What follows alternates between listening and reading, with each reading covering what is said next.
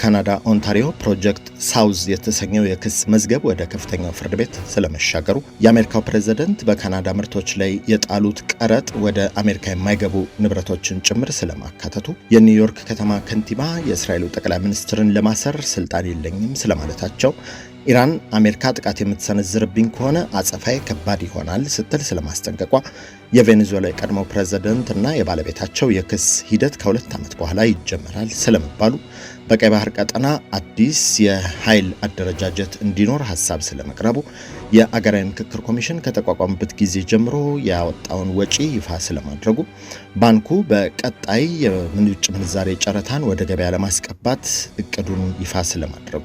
ሰላም ጤና ይስጥልን። ከብርሃን ቲቪ እነኚህን ዜናዎች አሁን እንነግራችኋለን። የየዕለቱ የብርሃን ቲቪ ዜናና ዝግጅቶች በፍጥነት እንዲደርሷችሁ ገጻችንን ሰብስክራይብ፣ ላይክ፣ ሼር፣ ኮሜንት እንድታደርጉ እንዲሁም የማንቂያ ደውሉን እንድታበሩ በአክብሮት እንጋብዛለን። አሁን ወደ ዜናዎቹ እናልፋለን። በካናዳ ኦንታሪዮ ክፍለ አገር በፖሊስ አባላትና በተደራጁ የሙስና ወንጀሎች ላይ የተከፈተው ፕሮጀክት ሳውዝ የተሰኘው የክስ መዝገብ በተከሰሱት 13 ተጠርጣሪዎችና ጠበቆቻቸው ወደ ከፍተኛ ፍርድ ቤት እንዲቀርብ ስለመሸጋገሩ ተነግሯል። አቃቤ ሕግ እንደገለጸው በጉዳዩ የተከሰሱት 7 የቀድሞና የአሁን የቶሮንቶ ፖሊስ አባላትን ጨምሮ ሌሎች ተጠርጣሪዎች ክስ በቀጥታ ወደ ከፍተኛው ፍርድ ቤት እንዲያልፍ ተደርጓል። ይህ አሰራር ጉዳዩ ቀደም ሲል ያለ ምርመራ ችሎት በቀጥታ ወደ ዋናው የችሎት ሙግት እንዲሸጋገር የሚያስችል እንደሆነ ተነግሯል። ይህ በእንዲህ እንዳለ በዚሁ ፕሮጀክት ሳውዝ የምርመራ መዝገብ ውስጥ የተከሰሱት የቀድሞ የቶሮንቶ ፖሊስ አባል ዴሪክ ማኮርሚክ በቀረበባቸው የእምነት ማጉደልና የስርቆት ወንጀል ጥፋተኛ መሆናቸውን በማመናቸው የ10 ወራት የቤት ውስጥ እስራትና የሰዓት ገደብ ውሳኔ ተላልፎባቸዋል ተብሏል። የዮርክ ቀጠና ፖሊስ ያስጀመረው ይህ ሰፊ የምርመራ መዝገብ የፖሊስ አባላት ምስጢራዊ መረጃዎችን ለወንጀል ቡድኖች አሳልፈው መስጠት፣ የጉቦ መቀበል፣ የእጽ ዝውውርና በእስር ቤት ኃላፊዎች ላይ የግድያ ሴራ ማደራጀት የሚሉ ከባድ ክሶችን ያካተተ ነው። አቃቤ ሕግ በበኩሉ የክሱን ሂደት ለማፋጠንና ትኩረት የሚሹ ዋና ዋና ወንጀሎች ላይ ለማተኮር ሲል በተወሰኑ ተጠርጣሪዎች ላይ ቀደም ሲል የቀረቡ የክስ ነጥቦችን ቀንሶ ማስተካከሉን አስታውቋል። በካናዳ የፖሊስ ተቋምና የወንጀል ቡድኖችን ትስስር ያጋለጠው ይህ ፕሮጀክት ሳውዝ የተሰኘው የሙስናና የወንጀል ክስ ችሎት ሙግት በቀጣዮቹ ወራት በከፍተኛው ፍርድ ቤት ተጠናክሮ እንደሚቀጥል ተገልጿል። የአሜሪካ ፕሬዝዳንት ዶናልድ ትራምፕ በካናዳ ምርቶች ላይ ለመጣል ያቀዱት የታሪፍ ቀረጥ ውስጥ ከተካተቱት ዕቃዎች መካከል ከ6 ምርቶች አንዱ ከካናዳ ወደ አሜሪካ የማይላክ እንደሆነ የካናዳ ባለስልጣናት አስታውቀዋል። የካናዳ መንግስት የንግድ ባለስልጣናት ያደረጉትን ትንተና ዋቢ በማድረግ እንደገለጹት አሜሪካ በካናዳ ላይ ልትጥለው ባቀደችው ሰፊ የቀረጥ ዝርዝር ውስጥ የተካተቱ በርካታ ምርቶች በተግባር ከካናዳ ወደ አሜሪካ የማይላኩ ይገኙበታል። ይህም አሜሪካ ያዘጋጀችው የቀረጥ ዝርዝር ትክክለኛ የንግድ ፍሰትና አሃዛዊ መረጃዎችን ያላገናዘበ መሆኑን ያሳያል ብለዋል። የካናዳ ባለስልጣናት አክለው እንደገለጹትም እንዲህ አይነቱ አሰራር በሁለቱ አገራት መካከል ያለውን የሁለትዮሽ የንግድ ግንኙነት ከማወሳሰቡ ባሻገር በራሷ በአሜሪካ አምራቾችና ተጠቃሚዎች ላይ አላስፈላጊ የምርት ወጪና ምጣኔ ሀብታዊ ጫና ይፈጥራል። በመሆኑም የካናዳ መንግስት ጉዳዩን ከዋሽንግተን የንግድ ተወካዮች ጋር በመነጋገር የማስተካከያ እርምጃ እንዲወሰድና የአገሪቱን የንግድ ጥቅም የሚያስከብሩ ውይይቶች እንደሚደረጉበት አስታውቋል። በሁለቱ ሀገራት መካከል ባለው የንግድ ግንኙነት ላይ የተደቀነው የቀረጥ ስጋት በቀጣይ በሚደረጉ የዲፕሎማሲና የንግድ ድርድሮች ምላሽ ያገኛል ተብሎ ይጠበቃል። የኒውዮርክ ከተማ ከንቲባው ዞራን ማምዳኒ የፊታችን መስከረም በእስራኤሉ ጠቅላይ ሚኒስትር ቤንያሚን ኔታንያሁ ላይ የተላለፈውን የዓለም አቀፍ የወንጀለኞች ፍርድ ቤት የእስር ትዕዛዝ የአሜሪካ ፌዴራል መንግስት እንዲያስፈጽም ጥሪ አቅርበዋል። ከንቲባው ዞራን ማምዳኒ ለጋዜጠኞች በሰጡት መግለጫ የአሜሪካ የፌዴራል መንግስት የዓለም አቀፉ የወንጀለኞች ፍርድ ቤት አባል በመሆን በኔታንያሁ ላይ የወጣውን የእስር ትዕዛዝ እንዲፈጽም አሳስበዋል። ከንቲባው ከዚህ መግለጫ 4 ሰዓታት አስቀድሞ ባወጡት የቪዲዮ መልእክት የእስራኤሉን ጠቅላይ ሚኒስትር የጦር ወንጀለኛ ሲሉ የጠሯቸው ሲሆን ለተባበሩት መንግስታት ድርጅት ጠቅላላ ጉባኤ ወደ ኒውዮርክ ቢመጡ እንኳ የኒውዮርክ ፖሊስን አዘው ለማሰር ህጋዊ ስልጣን እንደሌላቸው አምነዋል። ማምዳኒ ባለፈው የከንቲባነት ምርጫ ቀስቀሳ ወቅት ኔታንያሁን እንደሚያስሩ ቃል ገብተው የነበረ ቢሆንም የከተማዋን ህግ አውጪዎችና ጠበቃዎች ካማከሩ በኋላ በቀጥታ የማሰር ስልጣን እንደሌላቸው ተረድተዋል። ይሁን እንጂ በጋዛ እየተፈጸመ ያለው ድርጊት በርካታ ኒውዮርካውያንን ሰብአዊ ህሊና የሚነካ በመሆኑ ጉዳዩ የከተማዋንም ህዝብ ይመለከታል ሲሉ ለቀረበባቸው ትችት ምላሽ ሰጥተዋል። ይህንን የከንቲባውን አቋም ተከትለው የእስራኤል ደጋፊ የሆኑ ባለስልጣናት ድርጊቱን የፖለቲካ ቲያትር ሲሉ ሲወርፉት የፍልስጤም ደጋፊ የሆኑ ሰዎች በበኩላቸው በከንቲባው የሞራል አቋም ቢደሰቱም በቀጥታ ለማሰር የገቡትን ቃል ባለመጠበቃቸው ቅሬታቸውን ገልጸዋል። የአሜሪካ ፌዴራል መንግስት የዓለም አቀፉ የወንጀለኞች ፍርድ ቤት አባል ባለመሆኑ የከንቲባው ጥሪ በዋሽንግቶን በኩል ተቀባይነት ያገኛል ተብሎ እንደማይጠበቅ የፖለቲካ ተንታኞች ገልጸዋል።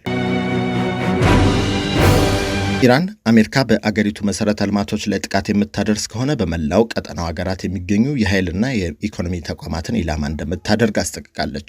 የኢራን የጦር ኃይሎች እዝ አባላት ባወጡት መግለጫ ዋሽንግቶን የምታሰማቸው የዛቻ ንግግሮችን ወደ ተግባር የምትቀይር ከሆነ የኢራን ጦር አንድ ጠብታ እንኳን ነዳጅ ከቀጠናው እንዳይወጣ እንደሚያደርግ አስታውቀዋል። በዚህም መሰረት በመላው መካከለኛው ምስራቅ የሚገኙ የነዳጅ፣ የተፈጥሮ ጋዝ፣ የኤሌክትሪክና የኢኮኖሚ ተቋማት የጥቃት ኢላማ እንደሚሆኑ ገልጸዋል። በተጨማሪም የጦር ኃይሉ እዝ ስልታዊው የሆርሙዝ ሰርጥ አሁንም ዝግ እንደሆነ ያረጋገጠ ሲሆን ማንኛውም መርከብ ቀደም ሲል ከተገለጸው አሰራርና ከተፈቀደው መስመር ውጪ በውሃ መስመሩ በኩል ማለፍ እንደማይችል አስጠንቅቋል። የአሜሪካና የኢራን ወታደራዊ ፍጥጫ በቀጠለበት በዚህ ወቅት አሜሪካ ባለፈው ሳምንት በኢራን የተለያዩ ክፍሎች ላይ ተከታታይ የአየር ጥቃቶችን ፈጽማለች። ኢራን በበኩሏ በአካባቢው ሀገራት የሚገኙ የአሜሪካ ጦር ሰፈሮችና ተቋማትን ኢላማ ያደረገና የአቪዬሽንና የሚሳኤል ምላሽ ስትሰጥ መቆየቷ ይታወሳል። ይህ የተካረረ የተኩስ ልውውጥ እየተካሄደ ያለው ሁለቱ ሀገራት በፓኪስታን አሸማጋይነት በየካቲት ወር የጀመሩትን ጦርነት ለማቆም ባለፈው ሰኔ ወር ላይ የሰላም ስምምነት ማዕቀፍ ተፈራርመው በነበረበት ወቅት መሆኑ ሁኔታውን ይበልጥ አሳሳቢ አድርጎታል። የኢራን ጦር የዛቻውን መጠን እንደሚያሰፋና ግጭቱን ወደ መላው ቀጠና አልፎም ወደ ሌሎች አካባቢዎች ላሸጋግረው እንደሚችል ማሳሰቡ ዓለም አቀፉ የነዳጅ ገበያና የቀጠና ደህንነት ላይ ስጋት መጣሉ ተሰምቷል። በአሜሪካ ፌዴራል ፍርድ ቤት የቬኔዙዌላዊ ቀድሞ ፕሬዝዳንት ኒኮላስ ማዱሮና ባለቤታቸው ሲሊያ ፍሎሬስ የተመሰረተባቸው የእጽ ዝውውርና የሽብርተኝነት ክስ የሚዳኝበት የችሎት ቀን መቆረጡ ተሰምቷል። በማንሃታን የፌዴራል ፍርድ ቤት ዳኛ አልቬን ሄለርስታይን በሰጡት ውሳኔ ማዱሮና ባለቤታቸው በቀረበባቸው የኮካይን ዝውውርና ህገወጥ መሳሪያ አጠቃቀም ክስ ላይ የሚደረገው የፍርድ ሂደት ከ2 ዓመት በኋላ ሰኔ ወር ላይ እንደሚጀመር ወስነዋል። እድሜያቸው 63 የሆኑት ማዱሮና ባለቤታቸው ባለፈው ጥር ወር በካራካስ ከተካሄደ የአሜሪካ ልዩ ኃይሎች ወታደራዊ እርምጃ በኋላ ወደ ኒውዮርክ ተወስደው በቁጥጥር ስር የዋሉ ሲሆን የቀረበባቸውን ክስ በሙሉ አስተባብለዋል። እኔ ንጹህ ነኝ ባይም ናቸው። የማዱሮ ጠበቃ ባሪ ፖላክ ለፍርድ ቤቱ እንደገለጹት ደንበኛቸው የአንድ ነጻ ሀገር መሪ በመሆናቸው በህግ የመከሰስ መብት የላቸውም በሚል ክሱ ውድቅ እንዲደረግላቸው አቤቱታ እንደሚያቀርቡ ተናግረው ነበር። አቃቤ ህግ በበኩሉ ማዱሮ በስልጣን ላይ በነበሩበት ወቅት የቬኔዙዌላን መንግስት መዋቅር በመጠቀም በሺህ የሚቆጠር ቶን ኮኬን ወደ አሜሪካ እንዲገባ ከአደገኛ እጽ አጋቾች ጋር ሰርተዋል ሲል ይከሳቸዋል። በብሩክሊን በሚገኘው የፌዴራል መስሪያ ቤት የሚገኙት ማዱሮና ባለቤታቸው ክሱ ከተረጋገጠባቸው የዕድሜ ልክ እስራት ሊጠብቅባቸው እንደሚችል ተመላክቷል። በቀይ ባህር ቀጠና እየተባባሰ የመጣውን የደህንነት ስጋት ተከትሎ ኢትዮጵያ፣ እስራኤልና ሶማሊላንድን የሚያቀፍ አዲስ የቀይ ባህር ምክር ቤት እንዲደራጅ ፕሮፖዛል መቅረቡ ተሰምቷል። የየመን ሀውቲ ታጣቂዎች በሳዑዲ አረቢያ የባህር ላይ እንቅስቃሴ ላይ የጣሉት እገዳና በቀይ ባህር አካባቢ የተፈጠረው የደህንነት ስጋት የኢትዮጵያን የጂኦፖለቲካና ስልታዊ አስፈላጊነት ይበልጥ እንዳጎላው የዲፕሎማሲ ምንጮች ዋቢ በማድረግ አዲስ ሪፖርተር ዘግቧል።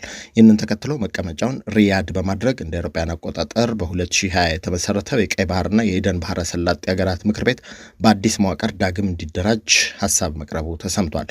በዚህም መሰረት ኢትዮጵያ፣ እስራኤል፣ ቱርክ፣ ሶማሊላንድ እና የተባበሩት አረብ ኤሚሬትስ በአዲስ አባልነት እንዲሁም አሜሪካና የአውሮፓ ህብረት በአጋርነት እንዲካተቱ ታቅዷል። ከዚሁ ጋር ተያይዞ የኢትዮጵያ ሀገር መከላከያ ሰራዊት በቀይ ባህር ደህንነት ላይ አስተማማኝ ደጀን የሚሆንበትን ሁኔታ ለማመቻቸት ከፍተኛ የኢትዮጵያ ዲፕሎማቲክ ቡድን ወደ አሜሪካ ሄዶ ውይይት በማድረግ ላይ እንደሚገኝ ተጠቅሷል። በሌላ በኩል በግብጽ በኩል የቀረበው የቀይ ባህርና የኤደን ጠረፍ ተጋሪ አገራት የጋራ ወታደራዊ ኃይል በማደራጀት የኢትዮጵያን የቀይ ባህር እቅድ ለማምከን የሄዱበት መንገድ ሳይሳካ መቅረቱ ተገልጿል። ይህም ሆነው የአሜሪካው ፕሬዝዳንት የቀይ ባህር ጉዳይ ዋሽንግቶን ቀጥተኛ አጀንዳ መሆኑን የሚገልጽ ቀጭን ትዕዛዝ ማስተላለፋቸውን ተከትሎ እንደሆነ ተጠቅሷል። አዲስ የተፈጠረው የደህንነት ሁኔታ ሳቢያ ኢትዮጵያ በቀይ ባህር ቀጠና ያላትን ስልታዊ ድርሻና የባህር በር ዕቅዷን ወደፊት ለማስራመድ የሚያስችሏት አዳዲስ ዲፕሎማሲያዊና ወታደራዊ የኃይል አሰላለፎች እየተፈጠሩ ይገኛሉ ተብሏል። ኮሚሽኑ ከተቋቋመበት ጀምሮ ያለውን የሂሳብ ወጪውን ይፋ አድርጓል። የኢትዮጵያ ሀገራዊ ምክክር ኮሚሽን ከተቋቋመ ጊዜ ጀምሮ ባለፉት 3 ዓመታት ከተመደበለት አጠቃላይ በጀት ውስጥ 71.5 በመቶ ያህሉን ጥቅም ላይ መዋሉን አስታውቋል።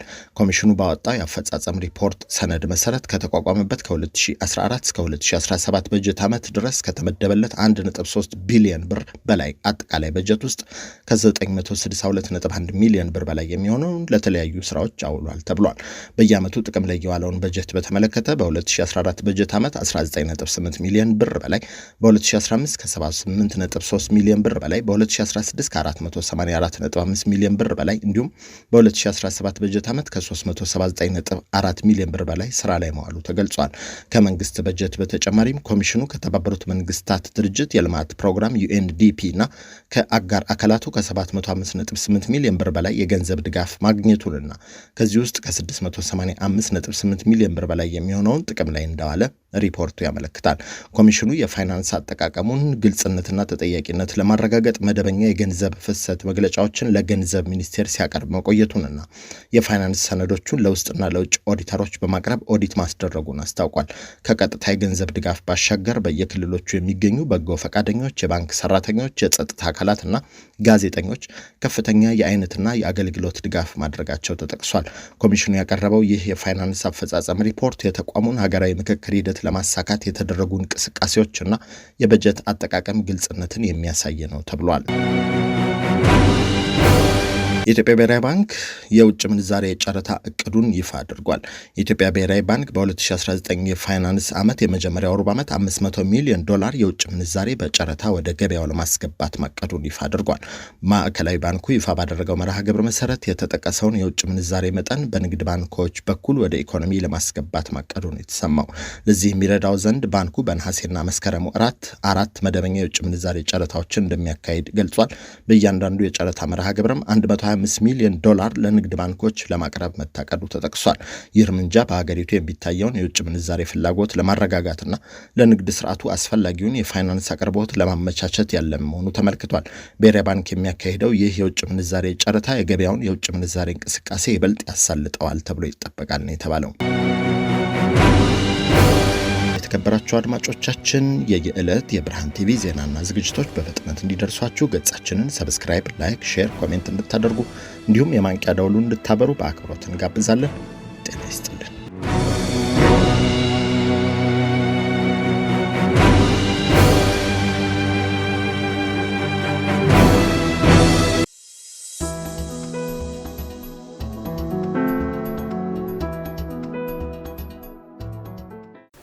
Are you a young person trying to figure out your next move? Or a young parent who needs real support, not just advice? We have built something for you. A community, a network, a place where you belong. And mentors who looks like you. Who have been where you are and want to help you get where you are going. Are you ready to take your first step? Go to sankofamentorship.org right now.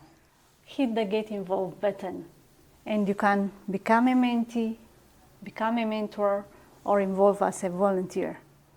And let's build your future together. See you inside!